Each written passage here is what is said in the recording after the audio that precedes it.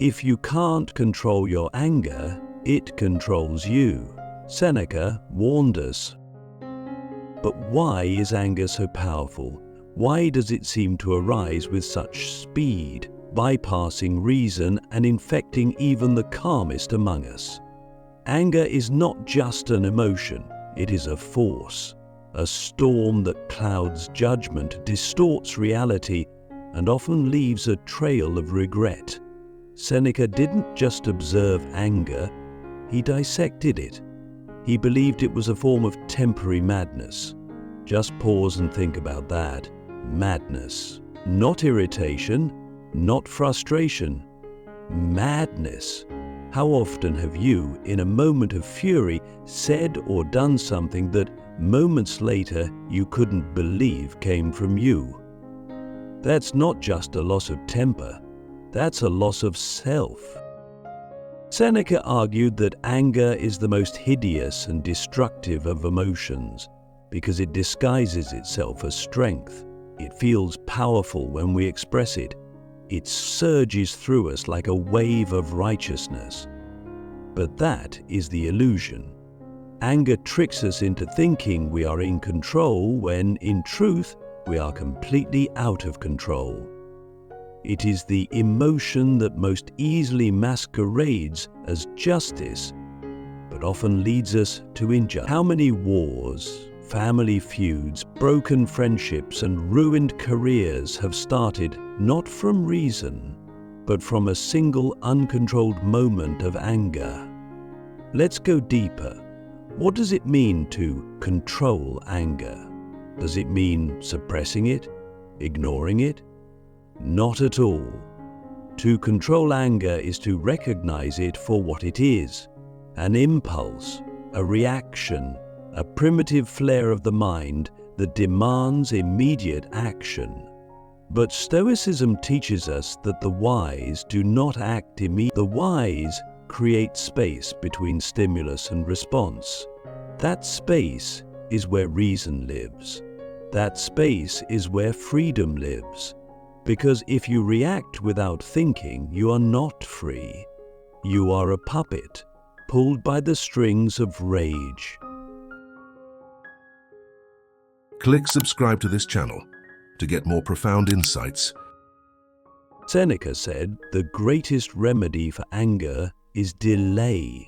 Think about how profound that is. Delay. Just wait. When you feel the fire rising in your chest, don't speak, don't act. Breathe, count, walk, whatever it takes to insert a pause. And in that pause, ask yourself this: is this anger justified, or is it just ego in disguise? How often do we get angry not because something is truly wrong, but because our pride has been wounded? And this touches something more universal. Anger is often a reaction to the world not conforming to our expectations. We expect people to treat us a certain way. We expect events to unfold according to our plans. When reality deviates, anger rises. But Seneca would ask, why do you expect the world to obey you? What gives you the idea that your desires should dictate reality? That is a form of arrogance, not wisdom. The Stoic sees the world not as it should be, but as it is, and adapts accordingly. Now ask yourself, when was the last time anger improved a situation? Did yelling at your partner heal the relationship? Did snapping at your co-worker gain you respect? Did exploding in traffic get you to your destination any faster? Probably not. And yet we keep returning to anger as if it's a tool, when it's really a weapon we turn on ourselves. Seneca said, "No plague has cost the human race more," let that sink in. No plague, not war, not famine, not disease, more than the internal disease of anger. But here's the twist. Anger is not always loud. It can be silent. It can simmer. It can hide behind a smile or politeness. It can become resentment, which is anger that has gone underground.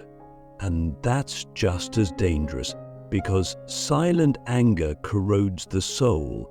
It eats away at joy, trust, and peace. So the goal is not just to avoid angry outbursts, but to root out the very cause of anger in our thinking. That means challenging our beliefs, especially the belief that we are owed something by the world. Seneca wrote, "It is not that we suffer, but that we think we shouldn't have to suffer that causes our pain. If we believe we should never be insulted, we grow angry when we are. If we believe we should always be respected, we burn with rage when we're ignored." But what if we accepted that life includes insult, disrespect, and hardship? Not because we deserve it, but because it's part of the human experience. Would that make us weaker? No, it would make us unshakable. So here's a question for you to reflect on. What do you believe you're entitled to?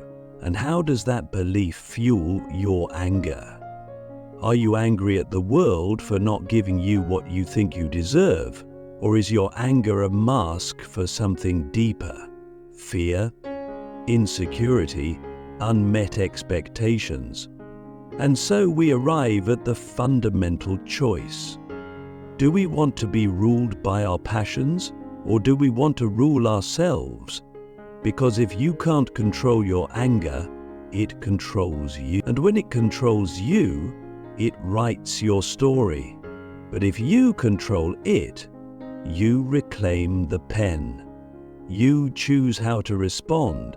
You choose what kind of person to be. The illusion of power. Why anger makes you weak even when you feel strong. There's something seductive about anger. It arrives with force, with heat, with certainty. In the moment of rage, we feel powerful. Our voice gets louder, our chest rises, our words cut like knives. And we mistake that feeling for strength. But what if that's the greatest illusion of all? What if anger, far from making us powerful, is actually the moment we lose our power entirely? Let's go deeper into this paradox, because the truth is, anger doesn't empower us, it exposes us. It reveals where we are still fragile, where we are still reactive, where we are still chained to the opinions of others and the chaos of circumstance. Seneca understood this intimately. He saw that anger is not a sign of dominance, but of inner weakness. Think about it. When someone insults you and you respond with rage, what are you really saying? You're saying their opinion matters so much that it can disturb your peace. You're saying their words have power over your emotions. You're letting them control you. That's not strength. That's surrender. True strength is the ability to remain unmoved, to choose your response with clarity, not compulsion. It's the quiet confidence of the person who doesn't need to strike back to prove their worth. And yet society often rewards the angry. The loudest voice in the room is mistaken for the most confident. The one who yells the most is labeled passionate. But passion without discipline is just chaos. What good is passion if it turns us into slaves of our emotions? What good is a loud voice if it drowns out reason? Seneca would argue that the truly powerful person doesn't need to raise their voice.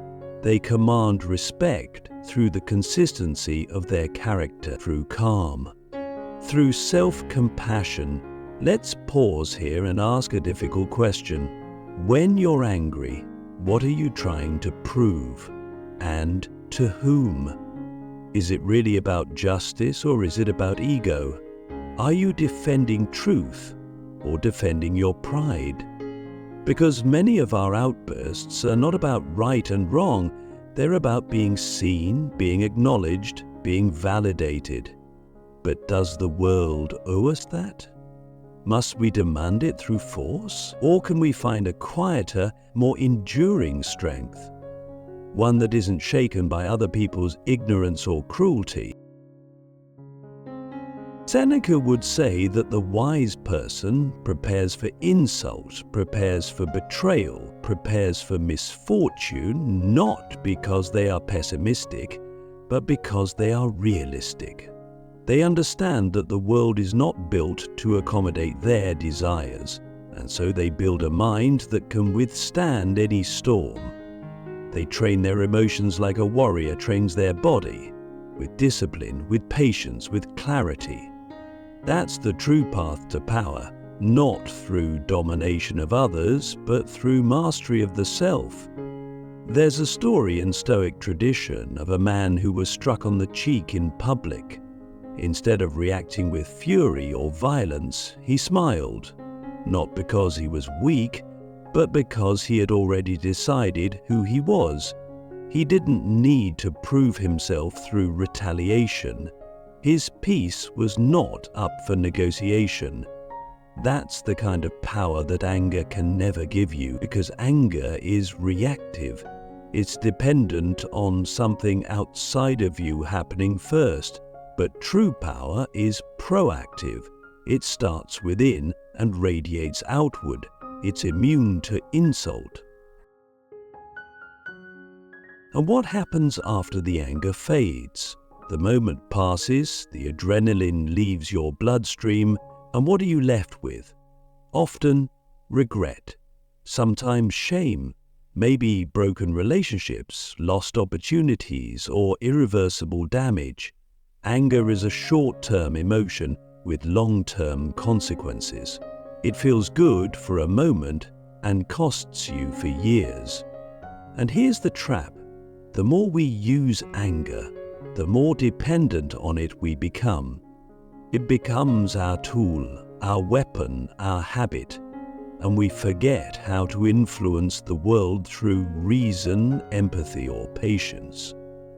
So, let me ask you this. What if strength is not measured by how loud you can shout, but by how quietly you can endure? What if the greatest act of power is not revenge, but restraint? What if the most courageous thing you can do when provoked is nothing? Not because you're afraid, but because you've already won the internal battle, because you understand that the person trying to provoke you is still fighting a war within themselves, and you've already made peace with yours. Anger thrives on chaos. It needs unpredictability, insult, ego. But when you remove those things from your life, anger has nothing to feed on. It dies in the silence of a composed mind. That's why the Stoics weren't emotionless. They just refused to be emotional slaves. They didn't suppress anger, they transcended it. They saw it for what it was, a thief that steals your time, your peace, your clarity. And here's the final thought for this part. Every time you choose not to be angry, you're not just avoiding a fight. You're building something. You're building a reputation. You're building relationships. You're building character. You're becoming someone who others trust, who others look to in moments of crisis, because they know you won't crack under pressure. That's not weakness.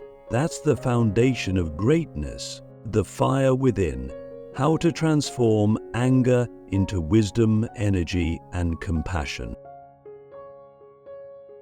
Let's be honest. Anger isn't going away. It's part of our human wiring. It's carved into our biology like rivers into the earth. The Stoics never claimed we could destroy it entirely. What they taught was far more powerful. We can transform it. we can take that raw, volatile energy and transmute it into something higher, into wisdom, into focused action, into compassion. Anger is a fire. Left uncontrolled, it burns and destroys. But harnessed with discipline, it becomes fuel. It becomes heat and light, and that's the art we must learn. Not to extinguish the fire, but to master it. Think of the last time you were truly angry. Go back to that moment. Can you feel it again? That heat in your chest, that surge of adrenaline, that tightening of your fists. Now imagine if, instead of using that energy to lash out, you had redirected it. What if, instead of yelling, you listened? What if, instead of reacting, you reflected? What would have changed? How would that conversation, that decision, that moment look now? Anger brings attention. It sharpens our senses. It makes us alert. That's not a bad thing, unless we let it rule us. But if we can pause and redirect that energy, it becomes pure fuel. Seneca believed that anger often arises from unmet expectations. But what does that tell us? That the root of anger is not the external world, it's our internal beliefs. If we expect perfection, we'll be disappointed. If we expect fairness, we'll be outraged. But if we expect reality, imperfect, messy, unpredictable reality, we're prepared. We're not shocked when people are rude, when life is unjust, or when things don't go our way. That doesn't mean we become passive. It means we act from clarity, not from rage. And this is where transformation begins. We look at the moments that triggered us and ask, what can I learn from this? If someone disrespected you, what does that reveal about them and about you? Did they expose a wound in your ego? Did they show you where you're still attached to external validation? Did they remind you of a boundary you failed to set? Anger is a map.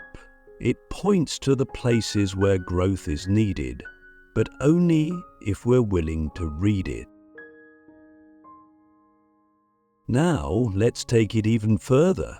What if we use that energy not just for personal growth, but for compassion? That might sound strange, compassion born from anger. But think about it.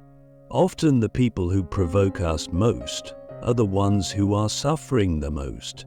The angry boss, the rude stranger, the cruel friend. These are often people overwhelmed by their own storms. When we react with anger, we mirror their chaos. But when we respond with compassion, we break the cycle. We introduce something new into the system, something healing. There's a kind of quiet strength in being able to say, I see your pain and I won't let it become mine. That's not weakness, that's emotional alchemy.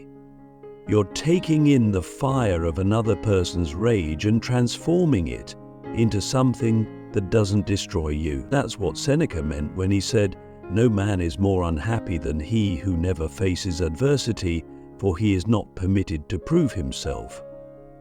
Anger is adversity, it's a test, and when you pass it, you don't just avoid damage, you become stronger. Let's apply this to real life. Say you're in a conversation and someone interrupts you, disrespects you. The instinct is to snap back, to reassert your presence. But pause, breathe. Ask yourself, what would it mean to respond with curiosity instead of rage? Could you ask them why they felt the need to interrupt? Could you invite them to speak fully and then reclaim your space with calm authority? Now, that's not surrendering your power, that's elevating it. You're saying, I don't need to fight to be heard. I know my voice has value. Or think about activism. So much of the world's progress has been fueled by outrage at injustice, but the movements that last, the ones that change hearts and minds, are not driven by blind rage. They're driven by love. Love for truth, love for people, love for a better world. Anger may start the fire, but love keeps it burning in the right direction.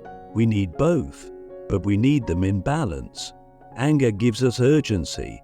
Love gives us purpose. So here's a challenge. The next time you feel anger rising, don't suppress it. Study it. Follow it to its source. Ask, what is this anger trying to teach me? What unmet need, what unchallenged belief is fueling this fire?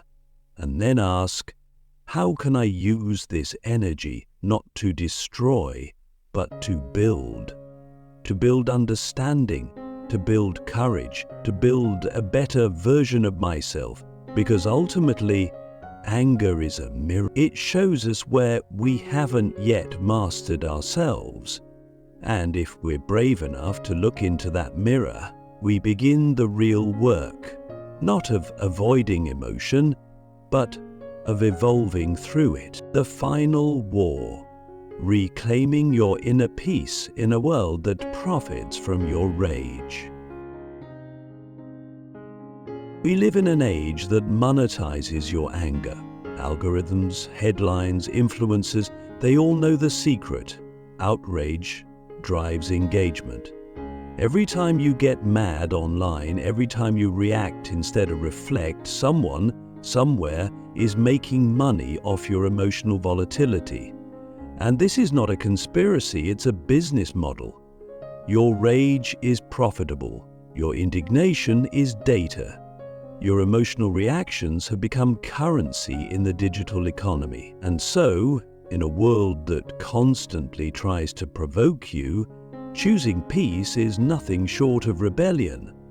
It is a revolutionary act to remain calm when everything around you is screaming for your attention, your reaction, your fury. Seneca warned us of this long before the internet existed. He knew that anger is contagious.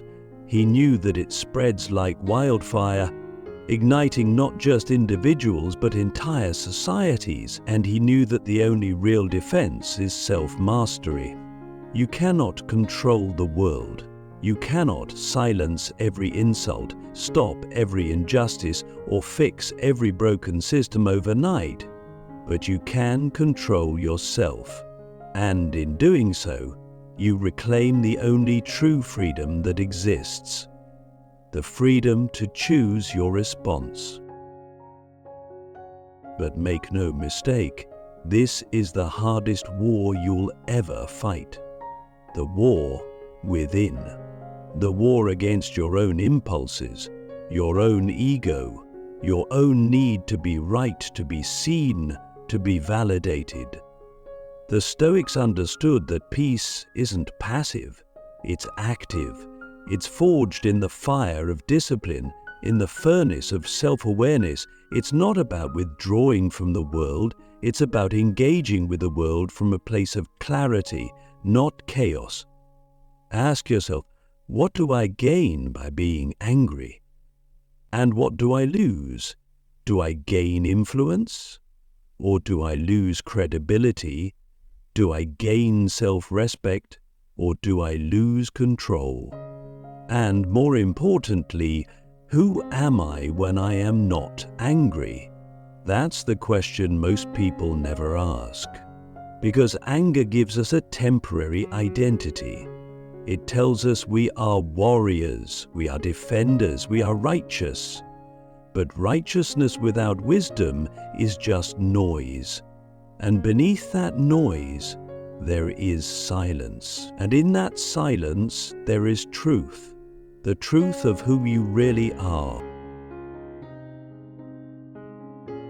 So here is the final truth that Seneca left us with. If you can't control your anger, it controls you. And if it controls you, it owns your story. But if you choose peace, not out of fear but out of strength, if you choose to respond with reason, to act with purpose, to speak with wisdom, you are no longer a slave to your emotions, you are the author of your life. And that is the deepest freedom a human being can achieve. So the next time you feel the fire rising, smile, not because you are weak, but because you have already won.